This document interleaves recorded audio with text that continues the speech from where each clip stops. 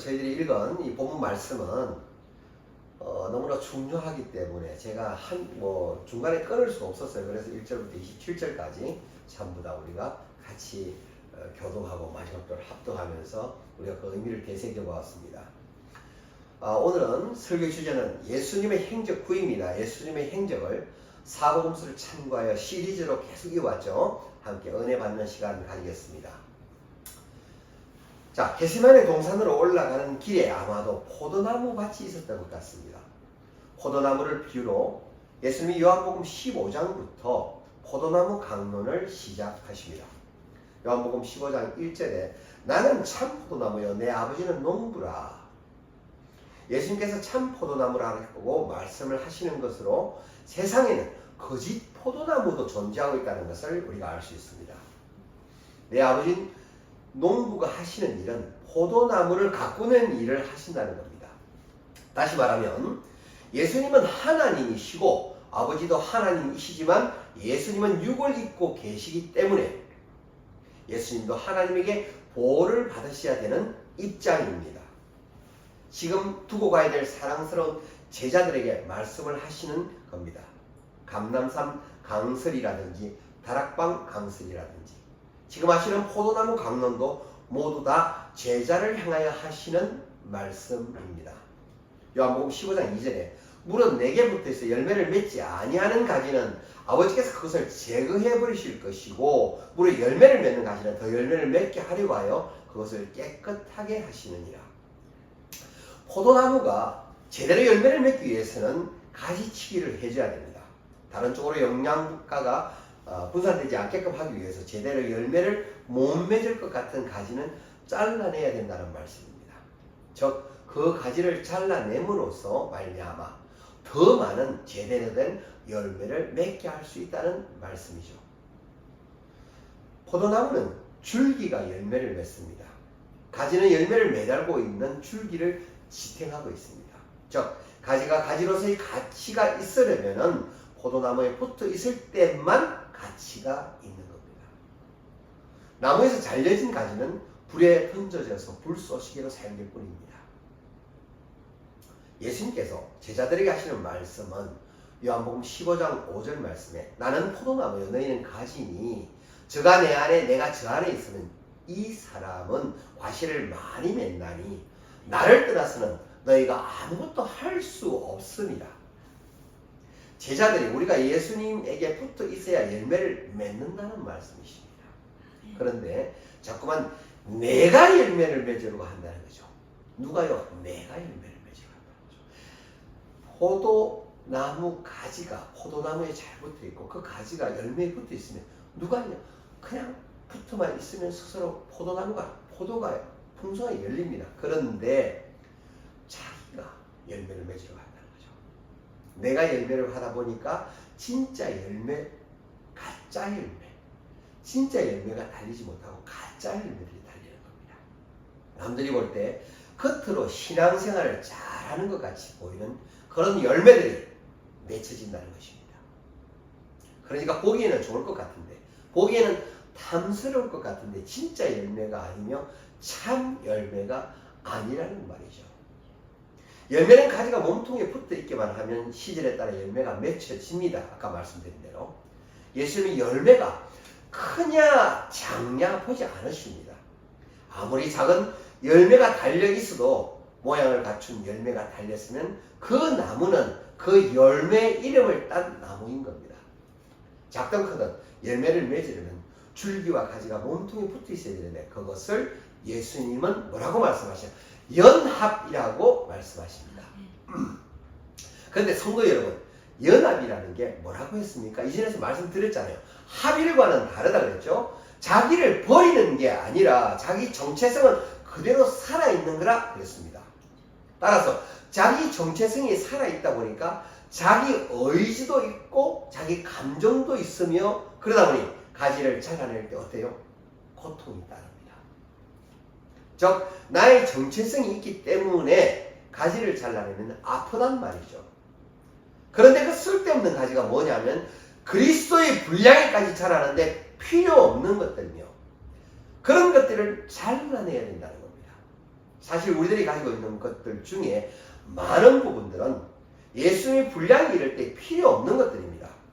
우리들이 가지고 있는 재산, 학벌이고 등등 많은 부분들이 예수님 제자들에게 필요 없고 힘이 되는 조건들도 사실 아닙니다.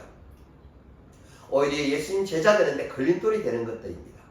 예수님은 그것들을 잘라내라고 하십니다. 그것을 잘라내는 것은 뭐 하는 거냐면은 바로 순종하는 겁니다. 예수님과 연합하는 방법이 뭐냐 하면요, 내가 예수님께 순종하는 것입니다. 그런데 그 순종은 반드시 뭐가 따른다고요? 아픔을 동반합니다. 하지만 내가 이것을 잘라내는 것이 가치 있다고 여길 때에 그것들은 아프지 않다는 것입니다. 순종의 가치를 부여할 때, 예수님 때문에 당하는 고난이 가치 있다고 여길 때에 그것이 아프지 않을 뿐만 아니라 오히려 뭐 한다고요? 감사할 수 있다는 겁니다. 요한복음 15장 4절입니다. 내 안에 거하라. 나도 너희 안에 거하리라. 가지가 포도나무에 붙어있지 않으면 스스로 열매를 맺을 수 없음 같이 너희도 내 안에 있지 않으면 그러하리라. 그렇게 연합을 해야, 그렇게 함께 같이 있어야 그래야 참을 수 있다. 내가 가지치기 할 때 네가 참아낼 수 있다. 그래야 순종할 수 있다.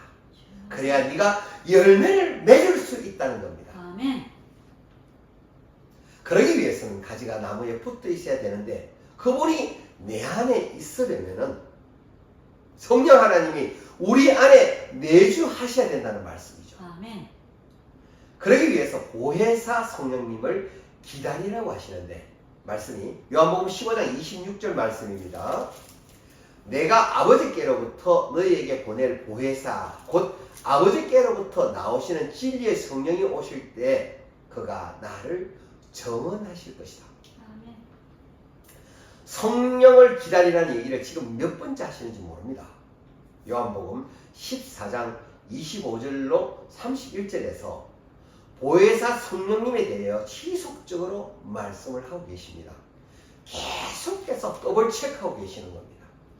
너희가 크고 위대한 일을 하는 것도 중요하지만 그 일을 행하기 전에 너희가 먼저 준비해야 될 것, 기다려야 될 것은 성령님을 누차 말씀하고 계십니다. 예수님이 이 땅에 계시면서 계속해서 하신 일이 자신을 정언하시는 거였습니다. 그러면 그 일을 이어받은 제자들이 해야 될 일도 예수님의 죽으심과 부활 사건, 즉 그분에 대한 것을 정언해 나가야 된다는 것입니다. 아멘. 그런데 그 정언이 온전하려면은 우리 안에 그분을 증거해 주신 하나님이 계셔야 된다는 것이죠. 아멘. 그럴 때에 온전한 정인이 될 수 있다는 겁니다. 아멘. 그러기에 성령을 기다리라고 말씀을 하고 계십니다. 요한복음 15장 27절에 너희도 처음부터 나와 함께 있었으므로 정언하느니라. 아멘. 이것은 제자들이 친히 목도한 사실을 말하지만은 그들은 성령의 권능을 받아서 그리스도를 증거하게 되었다는 말씀입니다. 요한복음 16장 7절입니다. 그러나 내가 너에게 실상을 말하노니 내가 떠나가는 것이 너에게는 유익하다. 이 말씀은요, 내가 가야 보혜사 성령님이 오심을 말씀하고 계시며 예수님께서 육의 모습으로 세상에 오셨기에 우리 안에 들어오실 수 없는 한계성을 지닌 부분들이 성령님이 오심으로 인하여 성령님이 우리 안에 내주하심으로 인해 더욱더 유익함이 있다는 말씀입니다. 아멘. 그래야 너희 안에 오실 수 있는 하나님이 오신다는 바로 이 말씀이십니다. 아멘. 보혜사는 시공을 초월하시기에 너희 안에 내주하실 수 있는 하나님이시라는 걸 우리에게 설명하고 계시는 겁니다. 요한복음 16장 12절에 내가 아직도 너희에게 말할 건 많은데 지금은 너희들이 감당치 못한다. 그러나 너희 안에 성령이 오시면은 요한복음 16장 13절에 진리의 영이신 성령이 오시면은 그가 너희들을 모든 진리 가운데로 인도하여 주실 것이다. 아멘. 성령께서 모두 다 가르쳐 주실 거야. 그러니 걱정하지 말라는 말씀이십니다. 따라서 너희는 성령을 기다려야 된다고 말씀하십니다. 이것이 포도나무 강론입니다. 성령의 열매들에 대해서 갈라디아에서 5장 22절, 23절에 9가지 성령의 열매로 성경은 말씀을 하고 있습니다. 자, 뭔가요? 사랑, 희락, 화평, 오래 참음, 자비, 양선, 충성, 온유, 절제로 성령의 열매를 말합니다. 하지만 그것들을 내가 맺으려고 노력한다고 맺어지는 것도 아닙니다. 하나님과 연합돼서 하나님의 말씀을 지켜 행하고 그것으로 하나님을 사랑한다는 표현을 해내며 우리 안에 계신 성령님이 기도하시는 그 기도 제목대로 우리들의 기도를 할 때 그러한 일들이 자연스럽게 이루어질 수 있다는 겁니다. 아멘. 이것이 포도나무 강론입니다. 그 다음에 우리가 살펴봐야 될 것은 대제사장적 기도입니다. 강론을 마무리하시는 이 시점에서 예수님은 대제사장적 기도를 하십니다. 요한복음 17장으로 넘어가기 이전에 요한복음 16장 25절을 잠깐 보겠습니다. 예수님께서는 지금까지는 비유로 계속 말씀하셨습니다. 그런데 이제부터는 비유로 말씀하시지 않고 그냥 직접적으로 다 틀어놓고 밝히 말씀하십니다. 요한복음 16장 26절에 그날에 너희가 내 이름으로 구할 것이요 내가 너희를 위하여 아버지께 구하겠다 하는 말이 아니니 이 말씀은 성령을 통하여 비밀을 밝히 알게 되면 제자들은 마땅히 예수 이름으로 기도할 능력이 생길 것이다. 그러나 그것을 위하여 예수님께서 제자들을 위한 중보기도는 하지 않는다는 말씀이십니다. 요한복음 16장 27절로 28절에 너희가 나를 사랑하고 또 내가 아버지께로부터 온 줄을 믿었으므로 아버지께서 친히 너희를 사랑하시느니라. 내가 아버지에게서 나와 세상에 왔고 다시 세상을 떠나 아버지께로 가노라. 하나님께서 밝히 말한 내용이 바로 이것입니다. 내가 아버지께로부터 와서 세상에 살았었지만 다시 아버지께로 간다는 것을 그것을 밝히 말씀하신 겁니다. 요한복음 16장 30절에 이로써 하나님께로부터 나오심을 우리가 믿어집니다. 요한복음 16장 32절에 너희가 다 각각 제 곳으로 흩어지고 나를 혼자 둘 때가 오나니 벌써 왔도다. 이 말씀은 이제 예수님께서 체포당하시기 직전이잖아요. 그 직전에 예수님께서는 제자들에게 너희들은 그러나 흩어질 것이다 라고 말씀하고 계십니다. 그러면서 하시는 말씀이 요한복음 16장 33절에 이것을 너희에게 이르는 것은 너희로 내 안에서 평안을 누리게 하려 함이라. 세상에서는 너희가 환난을 당하나 담대하라. 내가 세상을 이겼노라. 이 말씀은 어떤 맥락에서 하시는지 매우 유명한 말씀인데요. 어떤 상황에서 이런 말씀이 나오는지 여러분들이 아셔야 됩니다. 조금 있으면 예수님은 뭐 됩니까? 체포되실 거예요. 예수님이 체포되시는 현장을 제자들이 목격하게 될 거란 말이죠. 그럼 그 순간을 목격한 제자들의 눈에 보이는 예수님에 대한 사건이 제자들에게 이해되지 않을 수 있습니다. 이게 뭐지? 내가 기대했던 것은 이런 게 아닌데 이럴 수 있다는 거죠. 예수님은 그 상황을 생각해서 제자들을 안심지금 시키시고 계시는 겁니다. 어떻게 말씀하십니까? 너희들 안에 평안을 누려라. 불안해하지 말고 담대하라. 내가 잡혀가는 상황을 너희가 마주한다고 해서 그것 때문에 너희들이 불안해하지 말아라.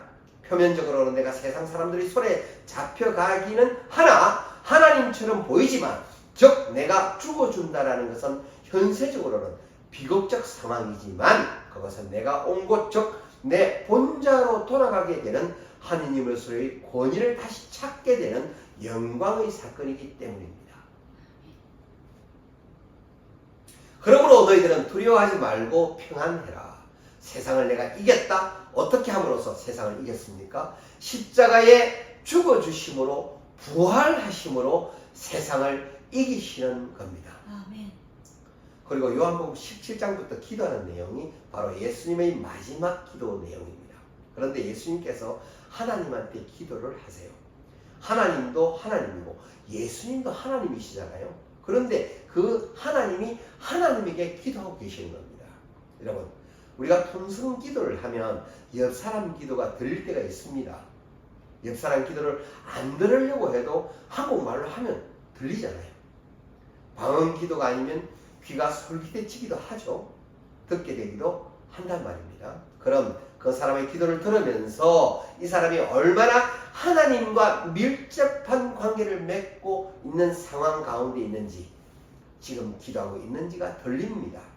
그런데 우리는 하나님이신 예수님이 하나님에게 기도하시는 그 비밀스러운 장면을 우리가 지금 목격을 하고 있는 겁니다. 하나님과 하나님이, 아들 하나님과 아버지 하나님이 어떤 끈끈한 관계 속에서 어떻게 기도를 통해 관계 맺고 계시는지를 우리가 볼 수 있는 비밀스러운 장면입니다. 그것을 요한이 들었기 때문에 성경에 기록했겠죠. 요한이 듣고 기억했다가 이걸 기록하고 있습니다. 우리도 요한처럼 예수님의 기도를 들어보겠습니다. 요한복음 17장 1절에 아버지여 때가 이르렀사오니 아들을 영화롭게 하사 아들로 아버지를 영화롭게 하게 하옵소서. 예수님을 본자리로 다시 돌아가게 하시면 영화롭게 하시는 겁니다. 아들로 아버지를 영화롭게 하게 하옵소서의 의미는 예수님 자신의 기도가 아니라 성부 하나님을 위한 기도로서 영광이라는 그리스도 사역의 절정에 나타내는 언어를 사용하여서 아버지의 뜻에 절대 복종을 함으로써 맡겨진 사명을 완벽하게 이루시는 십자가의 영광을 나타냄을 말합니다. 아멘. 이렇게 대제사장적 기도를 예수님은 하십니다. 예수님의 마지막 기도는 제자들을 위한 기도였습니다. 요한복음 17장 2절에 아버지께서 아들에게 주신 모든 사람에게 영생 주게 하시려고 만민을 다스리는 권세를 아들에게 주셨습니다. 아멘. 그들에게 영생을 주시려고 나를, 즉 예수님을 이 땅에 보내신 것입니다.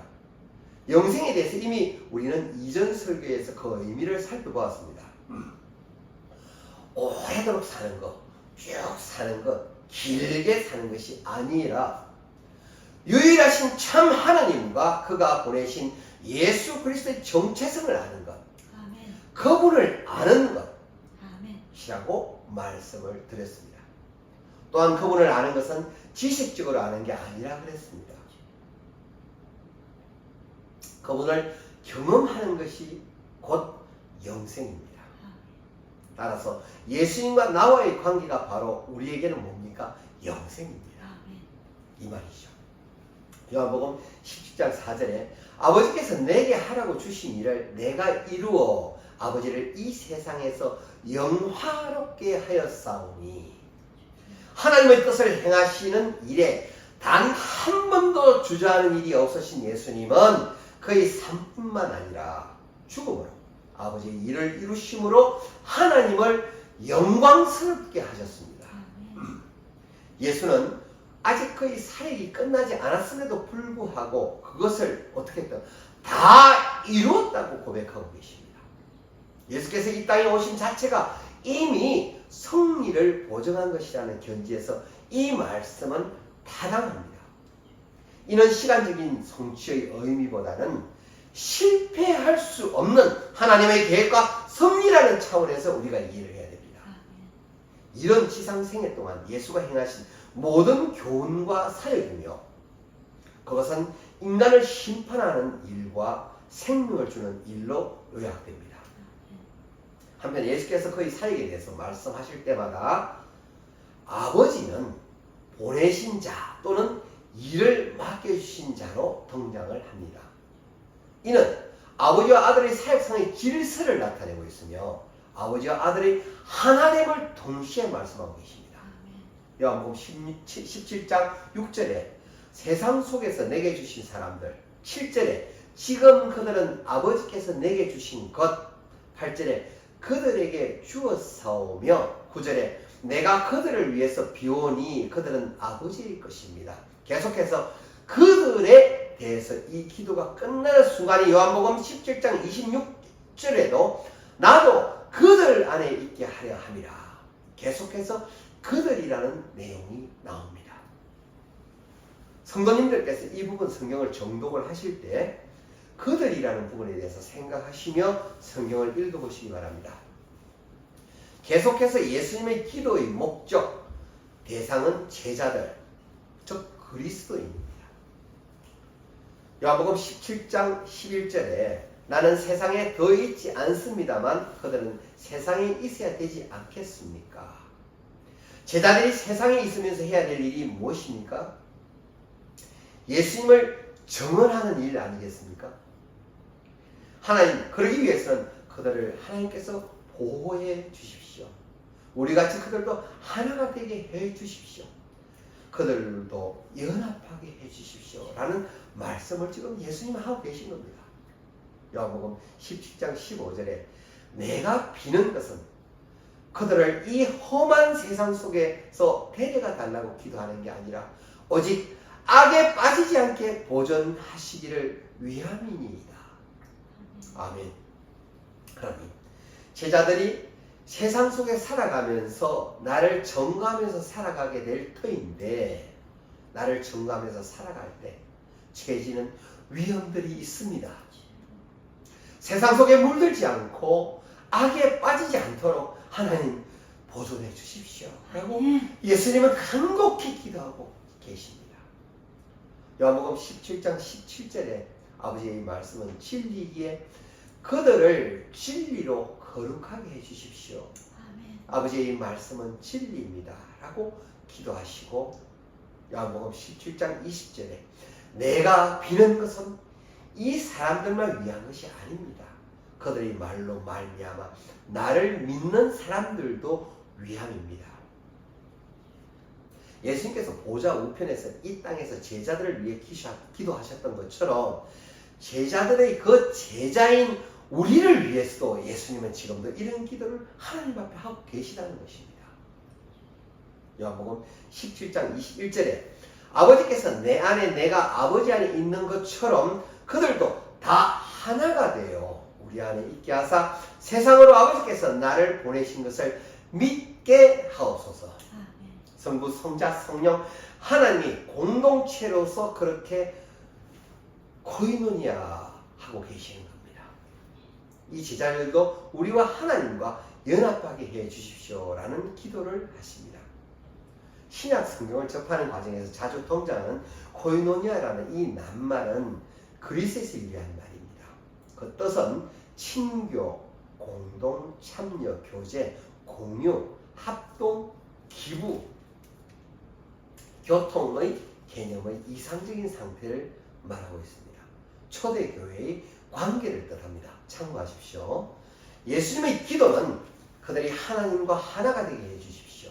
그래야 성령의 열매를 맺을 것이고 그래야 기도가 응답받을 것이고 그래야 나와 즉 예수님과 끈끈한 관계를 맺어갈 수 있다. 이 말씀이시죠.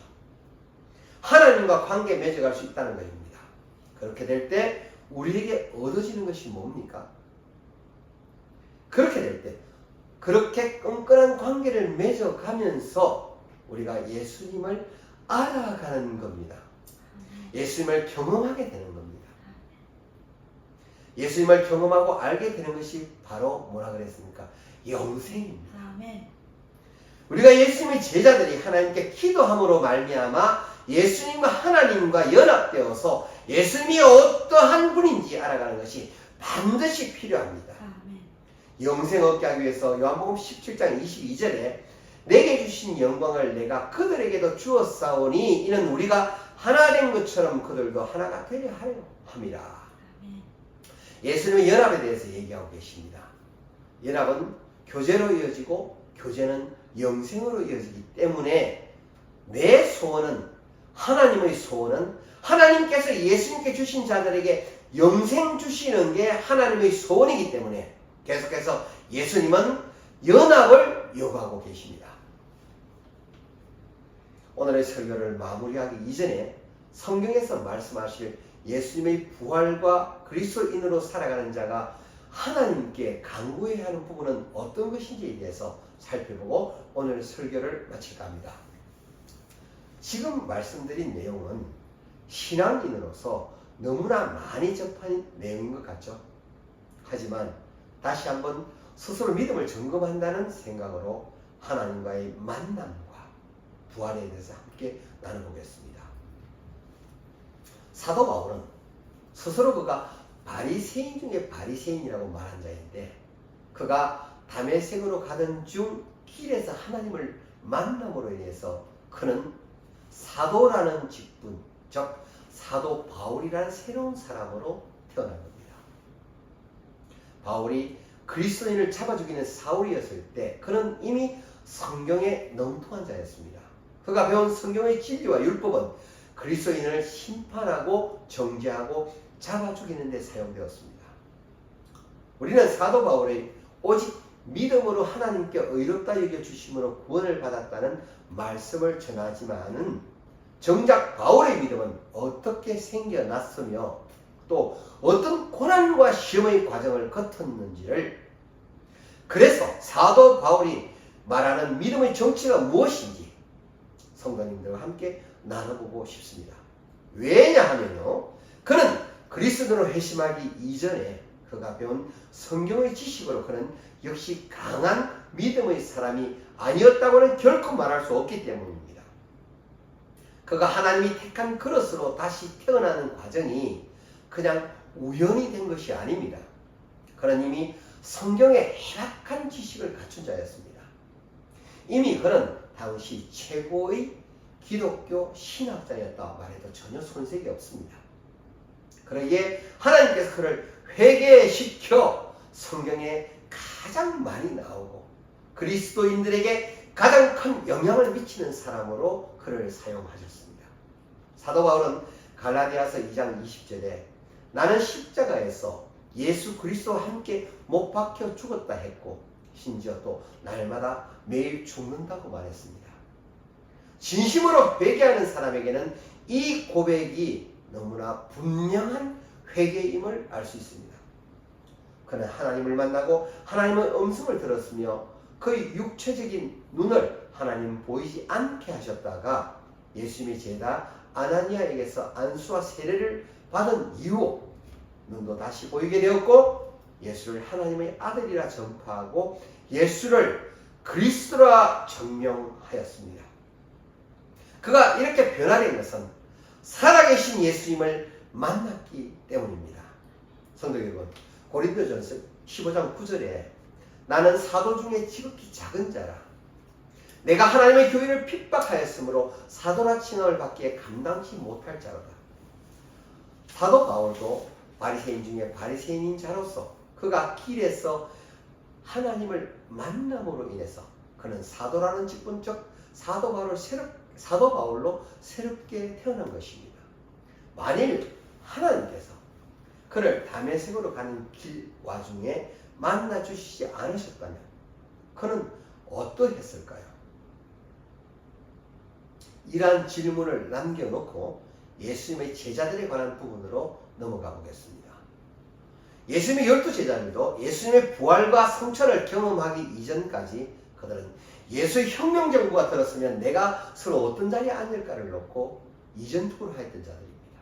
그런데 예수님을 배반한 가롯 유다를 제외한 그 외 거의 모든 제자들은 순교하였다고 전해지고 있습니다. 여러분, 순교가 쉬운 건가요? 결코 그렇지 않습니다. 성도 여러분, 극한 상황에서 순교할 수 있나요? 순교는 얼마나 어렵고 귀한 일인지 모릅니다.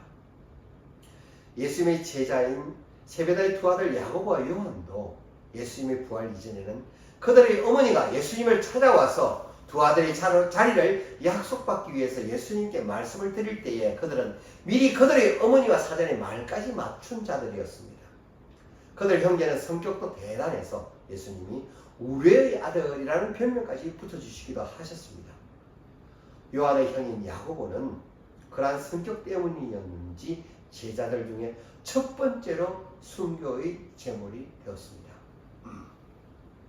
그들이 예수님 부활 이전과 이후에 그렇게 변화된 자세를 보였다는 것은 그들이 예수님의 부활을 통하여 하나님을 보았고 예수님을 느꼈고 주님을 알게 되었기 때문입니다. 부활체로 오신 예수님은 연속성과 비연속성 모두를 가지고 계시기 때문입니다. 시공간도 초월하셨습니다.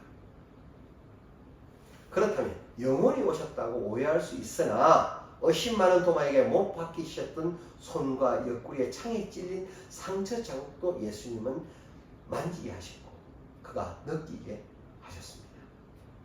영혼은 만질 수가 없습니다. 따라서 부활체로 오신 신령한 예수님을 제자들이 눈으로 육체적으로 보고 느끼며 제자들은 완전히 새롭게 변화되었던 것입니다. 그때까지 그들이 봐왔던 예수님의 이적과 기적이 대중을 향한 것이었다면 부활체인 예수님은 그들에게 직접 영향을 미치게 하는 계기가 분명 되었을 것입니다. 그러기에 오늘 살아가는 우리는 하나님과의 만남과 예수님의 부활에 대해서 깊게 묵상하며 우리들은 사도 바울과 예수님의 제자들에게 허락하신 하나님의 택함의 은혜를 구해야 할 줄 압니다. 요한복음 2장 20장 29절에 예수께서 가라사대 너는 나를 본고로 믿느냐 보지 못하고 믿는 자들은 복되도다 하시느니라. 아멘. 보지 않고 믿는 자들은 복되도다 라고 말씀하셨습니다. 그러나 예수님의 제자들이나 사도 바울은 살아서 역사하시는 예수님을 하나님을 보고 만나고 느꼈고 그 실체를 확인을 하고 그들은 어떻게 됐다? 완전히 변화했던 것입니다. 따라서 믿음 없는 우리들은 하나님 예수님을 우리들의 삶 가운데 누구보다도 만나기를 무엇보다도 갈망해야 합니다. 주님과의 만남은 사람들 각자가 다릅니다. 어떤 이는 하나님의 음성으로, 어떤 이는 기도에 대한 응답으로, 어떤 이는 환상으로 다양하게 만나 주시지만 그러한 하나님과의 만남이 우리 삶 속에서 그리스도인으로 살아가는 교과서이자 토대가 되게 하는 것은 각자 사람의 받아들임과 믿음의 깊이와 넓이에 따라 다르게 여겨집니다. 주님을 만나는 이 부분은 매우 중요한 부분입니다. 왜냐하면 믿음 없는 우리들에게 좌로나 우로나 치우치지 않는 굳건한 믿음을 허락하시기 때문입니다. 지금까지 하나님은 어떤 형태로든 하나님을 만나보지 못하신 분이 계시다면 이제부터라도 소망하고 갈망하며 하나님을 붙드시기 바랍니다. 참된 신앙인은 생사관이 분명해야 합니다. 성도는 무엇을 위해서 살고 무엇을 위해 죽어야 하는지 분명히 알아야 합니다. 주를 위해 사는 사람은 죽음을 두려워하지 않습니다. 주님께서 생사화복의 주인이심을 알기 때문입니다. 무슨 일을 하든지 주를 위해서 일하기 때문입니다. 기도도 예배도 전도도 사회생활도 우리가 사회생활한 식사도 공부도 봉사도 오직 주를 위해서 하기 때문입니다. 성경은 하나님의 값을 매길 수조차 없던 교훈들과 청량할 수 없는 비밀이 이 속에 들어있습니다. 예수 그리스도의 복음 역시도 그러합니다. 믿음이 없는 자에게는 그저 도덕책일 뿐이고 그리스도의 성령에 붙들어 주심이 없는 자나 사이비 교주들과 이단들에게는 악한 열매를 맺는 데 써먹는 올감입니다.